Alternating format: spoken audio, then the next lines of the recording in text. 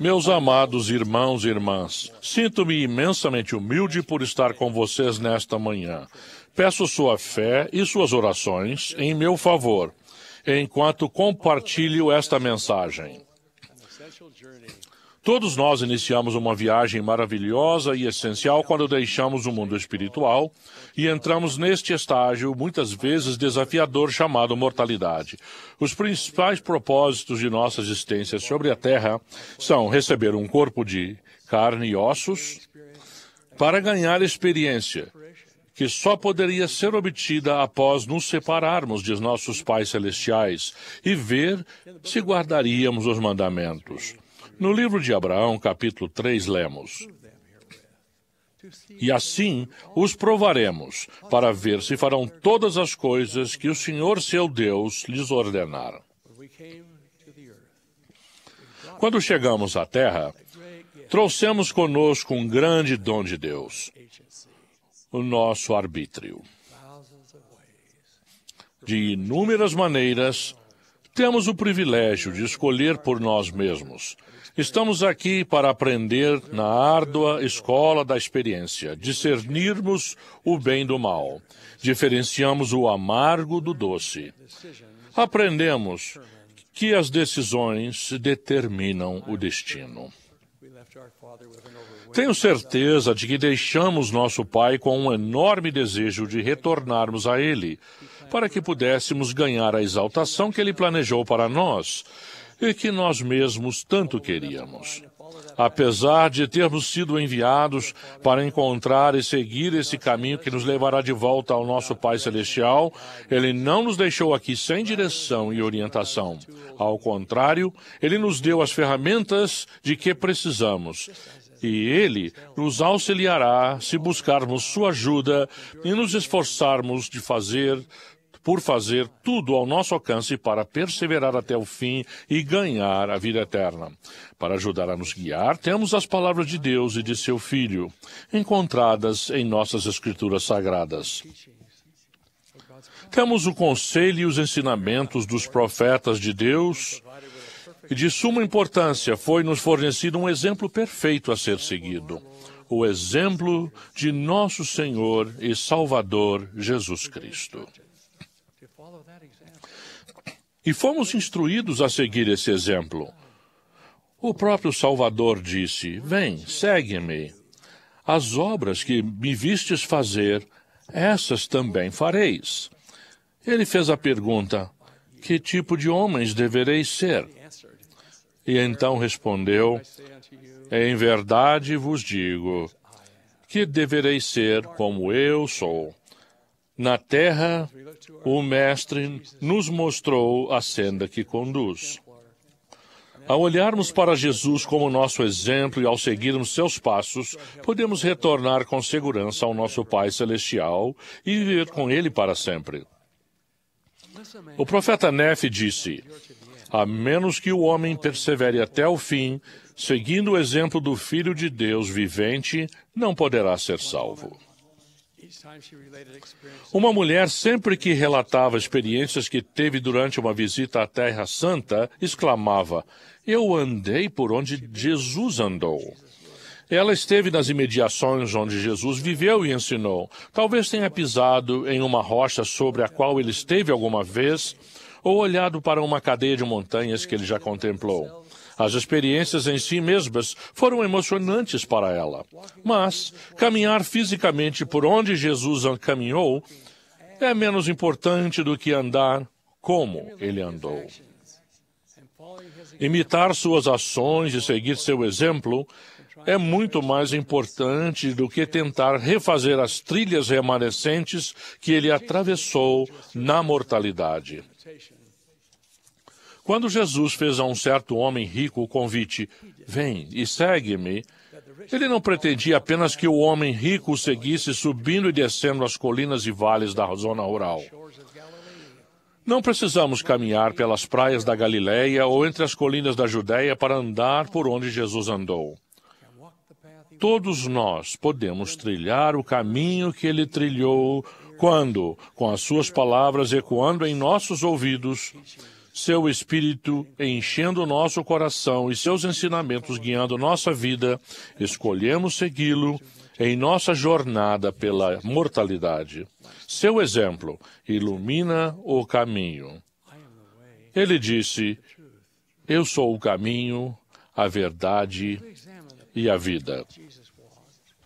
Ao examinarmos o caminho que Jesus trilhou, veremos que ele foi levado a muitos dos mesmos desafios que nós mesmos teremos de enfrentar na vida. Por exemplo, Jesus percorreu o caminho da decepção. Apesar de ter experimentado muitas decepções, uma das mais pungentes foi retratada em seu lamento sobre Jerusalém, ao encerrar seu ministério público.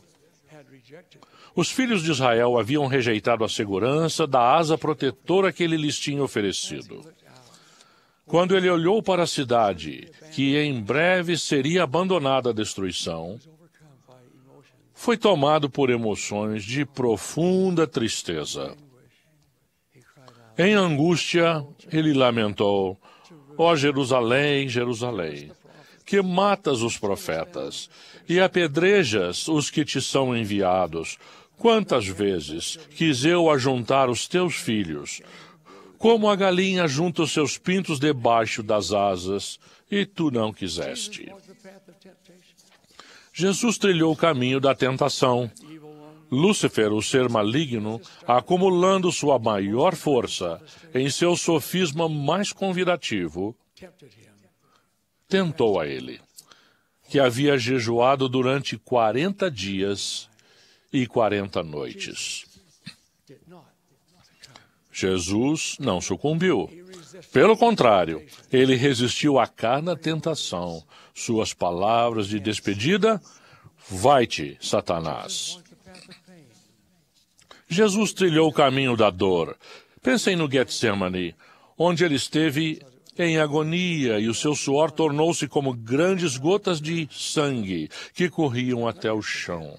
E ninguém pode esquecer seu sofrimento na terrível cruz. Cada um de nós vai trilhar o caminho da decepção, talvez por causa de uma oportunidade perdida, um poder mal utilizado, as escolhas de um ente querido, ou uma escolha que nós mesmos fizemos. O caminho da tentação também será o caminho de cada um. Lemos na seção 29 de Doutrina e Convênios. E é necessário que o diabo tente os filhos dos homens, ou eles não poderiam ser seus próprios árbitros. Da mesma forma, devemos trilhar o caminho da dor.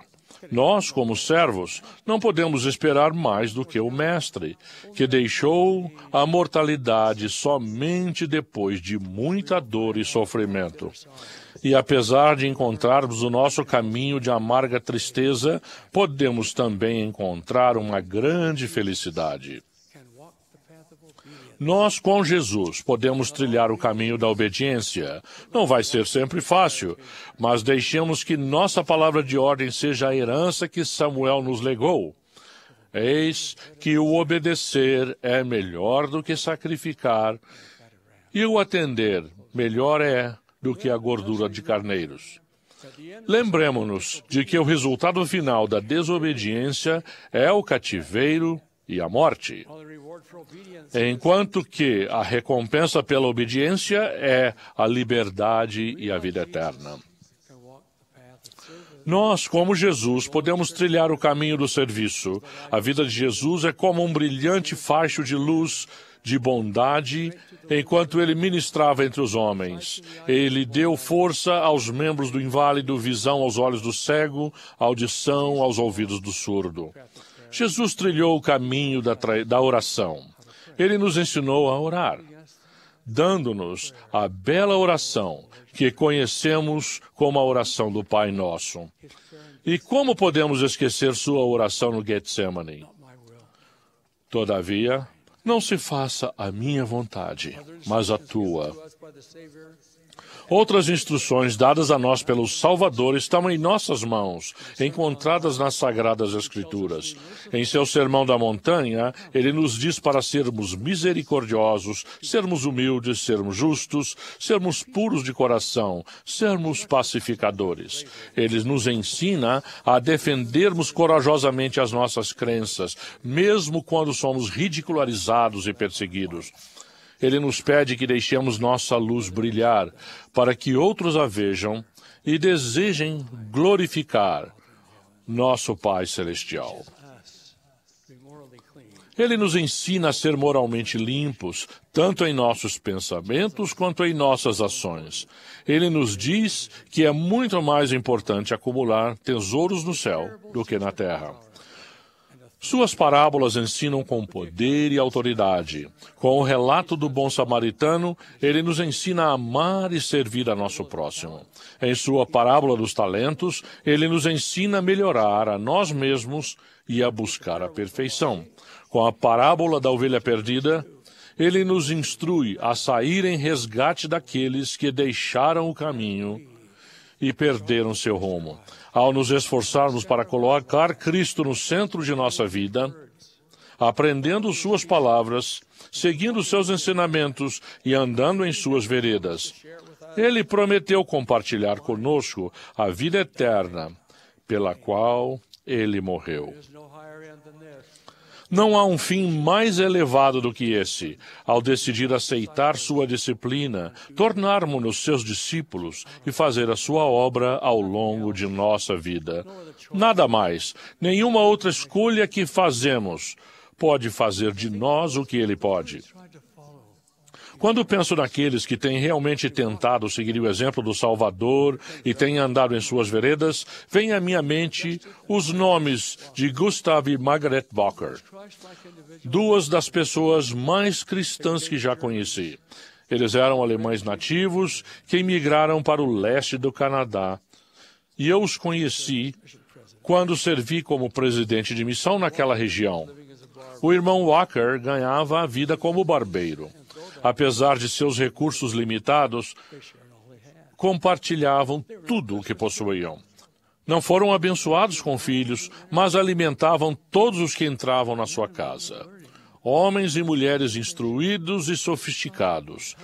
Procuravam aqueles humildes e iletrados servos de Deus e se consideravam afortunados por poderem passar uma hora com eles. Sua aparência era comum, falavam inglês com dificuldade e às vezes era difícil compreender o que diziam. Sua casa era simples e modesta. Eles não possuíam carro ou televisão. Nem fizeram nenhuma das coisas das quais o mundo normalmente presta atenção. No entanto, os fiéis batiam à porta deles, a fim de participar do espírito que havia ali. Seu lar era um paraíso na terra. E o espírito que irradiava era de pura paz e bondade. Nós também podemos ter esse espírito e podemos compartilhá-lo com o mundo ao trilharmos o caminho de nosso Salvador e seguir seu exemplo perfeito.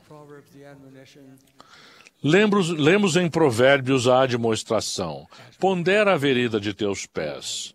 Ao fazermos isso, teremos a fé, mesmo o desejo, de andar pelo caminho que Jesus trilhou. Não teremos nenhuma dúvida de que estamos em um caminho que o Pai deseja que sigamos. O exemplo do Salvador fornece uma estrutura para tudo o que fazemos, e suas palavras são um guia infalível. Seu caminho vai nos levar em segurança para casa. Que esta seja a nossa bênção. Eu oro em nome de Jesus Cristo, a quem eu amo, a quem sirvo e de quem testifico. Amém.